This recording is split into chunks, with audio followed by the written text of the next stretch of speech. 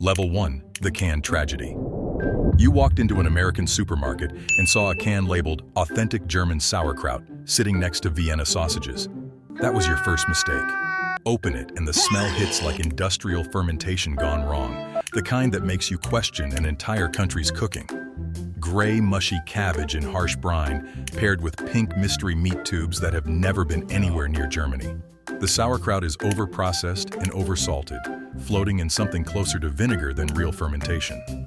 Proper sauerkraut should be crisp and tangy. This is soggy cabbage with the texture of defeat, stripped of anything resembling complexity by industrial canning. The German-style sausages are worse. Emulsified meat paste dyed pink, stuffed into synthetic casings that snap wrong. Real German sausage has texture, spice, and balance. These taste like salt, smoke flavoring, and cost-cutting. The only German thing about them is the word on the label. This is what happens when German food gets filtered through mass production. Fermentation becomes vinegar, craft becomes shelf life, flavor becomes a stereotype.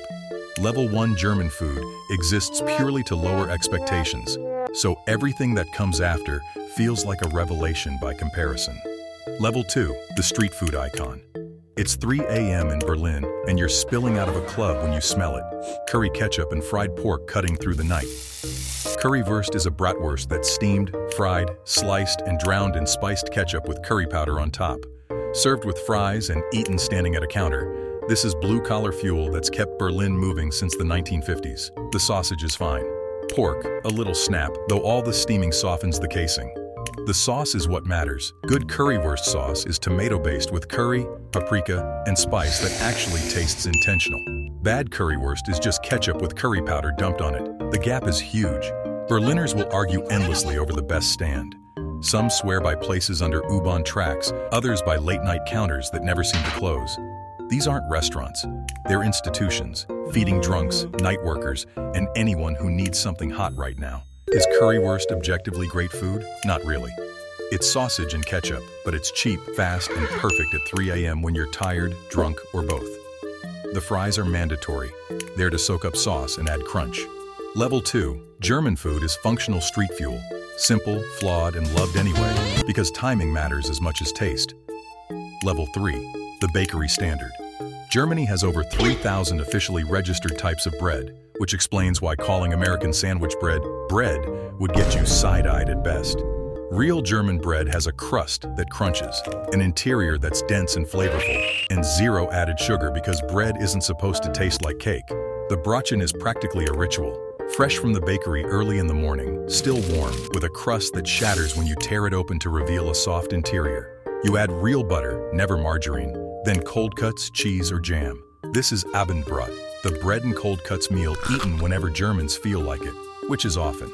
The selection alone is overwhelming. Rye, whole grain, dark rye, seeded, multigrain, each with its own texture and purpose. Germans eat this daily and consider it normal. The bakery culture runs so deep that even gas stations manage better bread than most American supermarkets.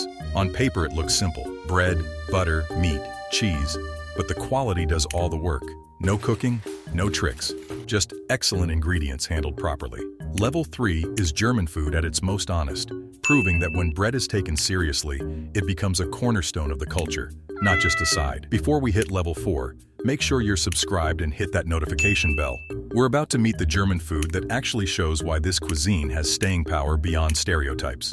Level 4, the Wirtshaus Classic. Sunday lunch at your German grandmother's house means schnitzel, pork or veal pounded thin, breaded, and fried until golden. Not Wiener Schnitzel unless it's Austrian veal, but close enough. A proper schnitzel puffs while frying, creating air pockets between meat and crust. The breading isn't glued on, it floats. When you cut into it, it shatters. The technique is everything. Pound the meat thin without tearing it. Flour, egg, breadcrumbs in that order. Fry in butter or butter and oil at the right temperature. Too hot and it burns. Too cool and it turns greasy. The pan gets gently swirled so the coating lifts and stays light.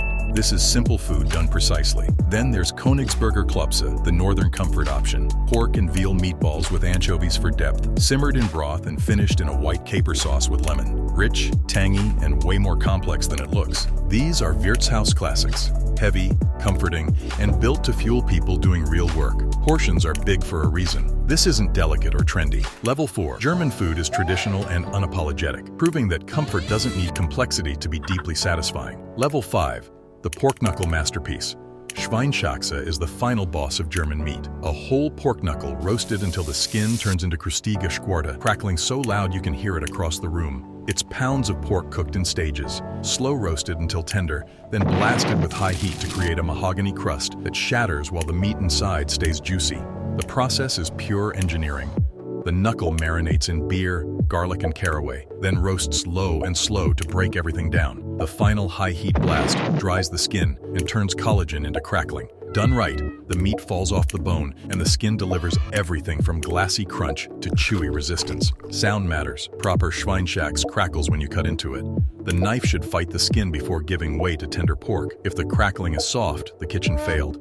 Germans judge this dish by noise, no crunch, no respect. It's served with a potato dumpling the size of a softball and red cabbage, plus a dark beer to cut the richness. The dumpling soaks up the juices. The beer keeps you alive. Level 5. German food is maximalist meat culture. Not subtle, not light, but deeply satisfying when done right. Level 6. The regional secrets. Swabia gives us Maltaschen, essentially German ravioli stuffed with meat, spinach, and spices.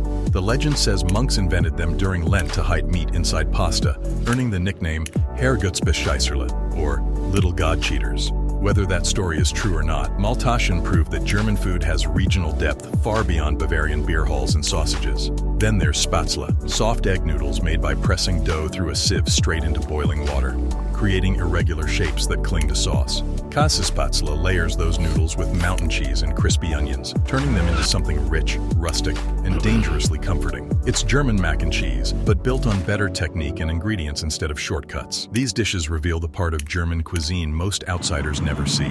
Every region has its own specialties: Sauerbraten in the Rhineland, Labskaus in Hamburg, Königsberger Klopse in the east. The sausage and beer stereotype completely misses how geographically diverse German food actually is. Ingredients change based on local agriculture, techniques evolved independently, and the flavors are distinct enough that Germans can often tell where a dish comes from just by tasting it. Level 6 is where German food rewards curiosity. Step outside the tourist menus and you find a cuisine shaped by regional pride, tradition, and place. This is German cooking at its most interesting, rooted, varied, and quietly complex. Level 7, the culinary engineering. Modern German fine dining takes traditional ingredients and applies Michelin-level discipline to them. Chefs like Tim Raue prove that German food isn't limited to beer halls and comfort plates. It can be deconstructed, refined, and rebuilt with world-class technique. 3-star kitchens showed that German precision and engineering translate perfectly into fine dining when applied to food. A single potato might arrive as 6 different preparations on one plate. Crisp, creamy, smoky, airy, delicate, each achieved through a different technique executed with mechanical accuracy. Venison from the Black Forest gets aged, cooked sous vide, and paired with foraged mushrooms and reductions so concentrated they make typical steakhouse flavors feel blunt by comparison. The plating is architectural, the flavors are intense, the technique is flawless. This is German engineering on a plate, every variable controlled, every process deliberate, every result repeatable. Portions are small because each bite does serious work. You don't need volume when the precision is this high. Level 7. German food costs more than winter tires because you're paying for mastery. Is it better than Schweinshaxe from Level 5? That's the wrong question. This isn't about comfort or nostalgia. It's about proving capability. Level 7 is German cuisine showing it can stand toe-to-toe with the best fine dining in the world, not by copying France, but by leaning into precision, structure, and control. This is culinary engineering at its peak. This is the GOAT. Pick your level: street food, comfort, or full fine dining. Are you brave enough to admit that currywurst at 3 a.m. might actually be perfect? Comment below, leave a like, subscribe, and turn on that notification bell for more food rankings that prove every cuisine has hidden depth worth exploring.